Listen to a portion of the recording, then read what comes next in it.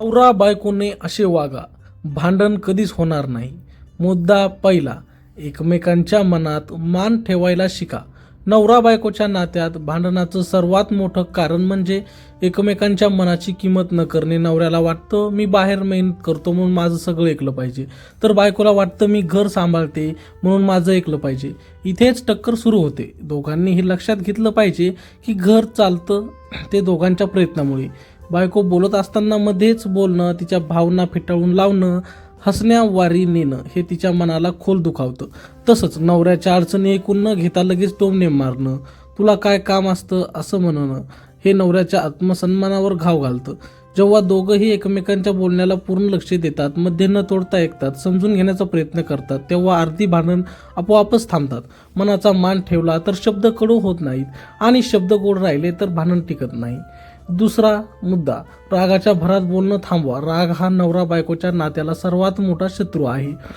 राग आला की माणूस विचार न करता बोलतो आणि तेच शब्द नंतर आयुष्यभर बोचत राहतात. रागाच्या भरात उच्चारलेले एक शब्द महिन्यामधली, वर्षांमधली जवळीक संपू शकतं. म्हणूनच राग आला की लगेच उत्तर देण्याऐवजी शांत राहायला शिका. काही वेळ गप्प बसणं हे कमजोरी नाही तर शहाणपण आहे. बायकोच्या रागात असलेल्या नवऱ्याला लगेच उत्तर दिलं नाही, नवऱ्याने रागात असलेल्या बायकोवर आवाज चढवला नाही तर परिस्थिती मिळते. राग उतरल्यावर जे बोललं जातं ते स्पष्ट, समजूतदार आणि उपाय देणारं असतं. रोज रोज रागाने बोलणं सवय बनली की नात्यात आदर संपतो आणि जिथे आदर संपतो तिथे प्रेम टिकत नाही. म्हणून भांडण टाळायचं असेल तर रागावर नियंत्रण ठेवणं हे दोघांचेही कर्तव्य आहे. मुद्दा तिसरा, तिसऱ्या माणसाला मध्ये येऊ देऊ नका. नवरा बायकोचं भांडण जेव्हा तिसऱ्या माणसापर्यंत जातं तेव्हा ते भांडण राहत नाही तर युद्ध बनतं. आई वडील, भावंड, नातेवाईक, शेजारी, मित्र यांना सगळं सांगितलं की प्रत्येक जण आपापली बाजू घेऊन आग आणखी पेटवतो. बायकोने माहेरी सगळं सांगितलं, नवऱ्याने घरी सगळं सांगितलं तर दोघंही परत आल्यावर आधीच मनात विष भरलेलं असतं. मग छोटा विषय सुद्धा मोठा वाटतो. नवरा बायकोचं नातं हे दोन जणांचं असतं, सगळ्या जगाचं नसतं. प्रश्न असेल तर दोघांनी बसून बोलणं, समजून घेणं, उपाय काढणं गरजेचं आहे. तिसरा माणूस मध्ये आला की गैरसमज वाढतात आणि गैरसमज वाढले की भांडण थांबत नाही. मुद्दा चौथा, अहंकार दाराबाहेर ठेवा. मीच बरोबर, मीच जास्त कष्ट करतो, माझंच ऐकलं पाहिजे हा अहंकार नात्याला आतून पोखरतो. नवरा म्हणून किंवा बायको म्हणून मोठेपणा दाखवणं म्हणजे जिंकणं नाही तर नातं वाचवणं आहे. कधी नवऱ्याने माफी मागायला हवी, कधी बायकोने एक पाऊल मागे घ्यायला हवं. माफी मागितली म्हणजे आपण हरलो असं होत नाही, तर नातं जिंकलं जातं. अहंकारामुळे अनेक घर उद्ध्वस्त झाली आहेत. अहंकार बाजूला ठेवून जेव्हा दोघंही नम्र होतात तेव्हा शब्द मग होतात, वागणूक बदलते आणि भांडणाला उगाच जागाच उरत नाही. मुद्दा पाचवा, रोजची संवादाची सवय ठेवा. भांडणाचं एक मोठं कारण म्हणजे संवादाची कमतरता. दिवसभर काम, ताणतणाव, जबाबदाऱ्या, घरात दोघे इतके अडकतात की बोलायलाच वेळ उरत नाही. हळूहळू अंतर वाढतं आणि तेच अंतर भांडणाचं कारण बनतं. रोज थोडा वेळ फक्त एकमेकांसाठी ठेवा. बायकोने तिच्या दिवसाबद्दल सांगावं, नवऱ्याने त्याच्या मनातलं बोलावं. सगळं मोठंच असायला हवं असं नाही. छोट्या गोष्टी, भावना, चिंता शेअर केल्या तरी पुरेसं असतं. संवाद चालू असेल तर गैरसमज जन्म घेत नाही आणि गैरसमज नसतील तर भांडण होत नाही. मुद्दा सहावा, प्रेम कृतीतून दाखवा, शब्दातून नाही. फक्त प्रेम आहे असं म्हणणं पुरेसं नसतं, ते वागण्यातून दिसायला हवं. नवऱ्याने बायकोच्या छोट्या गोष्टी लक्षात ठेवणं, तिला आधार देणं, तिचा आदर करणं हे प्रेम आहे. बायकोने नवऱ्याच्या मेहनतीची दखल घेणं, त्याला समजून घेणं, त्याच्यावर विश्वास ठेवणं हे प्रेम आहे. रोजच्या कृतीत प्रेम असेल तर भांडणासाठी कारणच उरत नाही, कारण जिथे प्रेम खोल असतं तिथे चूक झाली तरी माफ केलं जातं आणि माफी असली की भांडण टिकत नाही. मुद्दा सातवा, अपेक्षा स्पष्ट ठेवा, गृहीत धरू नका. नवरा बायकोच्या नात्यात भांडण होण्याचं एक मोठं कारण म्हणजे न बोलता केलेल्या अपेक्षा. बायकोला वाटतं नवऱ्याने आपोआप समजून घ्यावं, नवऱ्याला वाटतं बायकोने माझ्या मनातलं ओळखावं. पण समोरचा माणूस तुमच्या मनात डोकावू शकत नाही. अपेक्षा न बोलता ठेवल्या की त्या पूर्ण झाल्या नाहीत म्हणून राग निर्माण होतो. बायको म्हणते मला हे अपेक्षित होतं, नवरा म्हणतो मला माहीतच नव्हतं. इथेच वाद सुरू होतो. नातं शांत ठेवायचं असेल तर अपेक्षा स्पष्ट सांगणं खूप गरजेचं आहे. मला हे हवं आहे, मला असं वाटतंय, मला याची गरज आहे असं मोकळेपणाने बोललं तर समोरच्यालाही योग्य पद्धतीने वागता येतं. अपेक्षा गुपित ठेवल्या की भांडण उघडं होतं.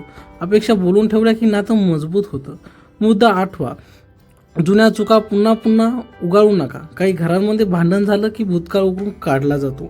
आजचा विषय छोटा असतो पण लगेच मागच्या 5-10 वर्षाच्या चुका मांडल्या जातात. तू तेव्हा असं केलं होतंस, तू तेव्हा तसं बोलली होतीस, तेव्हा माझा अपमान झाला होता, अशा शब्दांनी समोरच्याचं मन पूर्णपणे बंद होतं.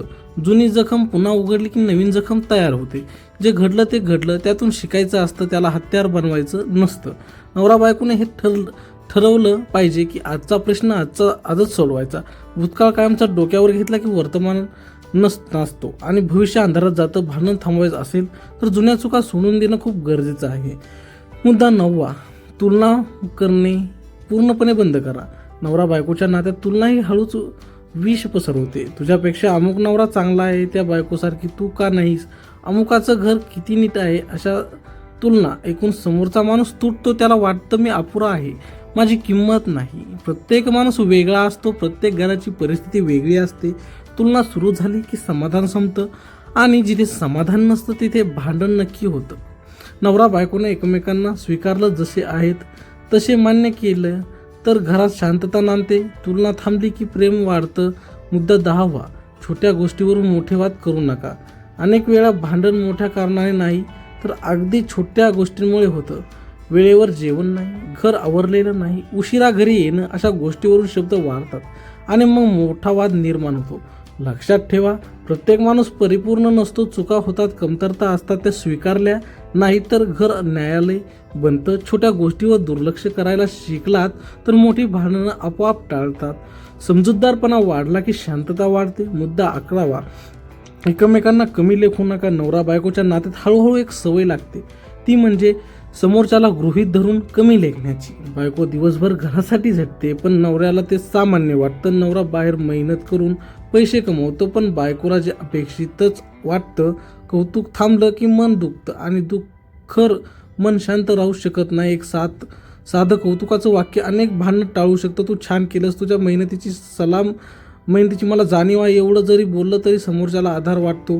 जिथे कमी लेखन थांबतं तिथे भांडण आपोआप थांबतं. मुद्दा 12, आर्थिक विषयावर प्रामाणिक राहा. पैशावरून घरात वाद होतात. कमाई, खर्च, कर्ज, बचत यावर विषयावर स्पष्टता नसेल तर संशय निर्माण होतो. संशयातून भांडण जन्म घेतं. पैसे लपवतात, खोटं बोलणं, परवानगी न घेता मोठा खर्च करणं, यामुळे विश्वास तुटतो. नवरा बायकोने पैशाबाबत एकमेकांशी उघडपणे बोलणं फार गरजेचं आहे. घरचा खर्च, गरजा मर्यादा समजून घेतल्या तर गैरसमज होत नाहीत. आर्थिक पारदर्शकता असेल तर घरात तणाव कमी होतो आणि भांडणाची शक्यता कमी होते. मुद्दा 13, शारीरिक आणि मानसिक थकवा ओळखा. भांडण अनेक वेळा गैरसमजामुळे नाही तर थकव्यामुळे होतं. बायको दिवसभर घरात राबते, नवरा दिवसभर बाहेर झगडतो, दोघंही थकलेले असतात. अशा वेळी थोडासा शब्द जास्त झाला तरी वाद उफाळतो. समोरचा थकलेला आहे हे ओळखणं फार महत्त्वाचं आहे. थकलेला मन समजून घेतलं तर राग शांत होतो. थकवा लक्षात न घेता घेतलं तर लहान गोष्टीतही मोठी वाटते. थकवा समजून घेतला की भांडण टाळता येतं. मुद्दा 14, माफी मागायला संकोच करू नका. घरात शांतता टिकवायची असेल तर माफी मागण्याची तयारी ठेवावी लागते. मी बरोबर आहे म्हणून माफी मागणार नाही असा हट्ट नात्याला तोडतो.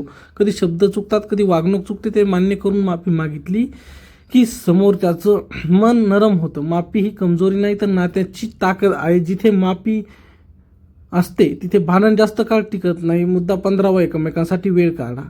नवरा बायको एकाच घरात राहतात पण एकमेकांसाठी वेळ नसतो. काम, जबाबदाऱ्या, मोबाईल यामध्ये वेळ जातो. हळूहळू दुरावा वाढतो आणि दुरावा वाढला की छोट्या गोष्टी मोठ्या वाटू लागतात. एकमेकांसाठी वेळ काढला मनमोकळं बोलणं झालं तर नातं मजबूत होतं. वेळ दिला की प्रेम टिकतं आणि प्रेम टिकल्यावर भांडणाला जागा राहत नाही. तर मित्रांनो, कमेंटमध्ये नक्की सांगा तुमचे भांडणं होतात की नाही आणि आमच्या चॅनलला सबस्क्राईब करायला विसरू नका. भेटूया पुढच्या व्हिडिओमध्ये. तोपर्यंत धन्यवाद.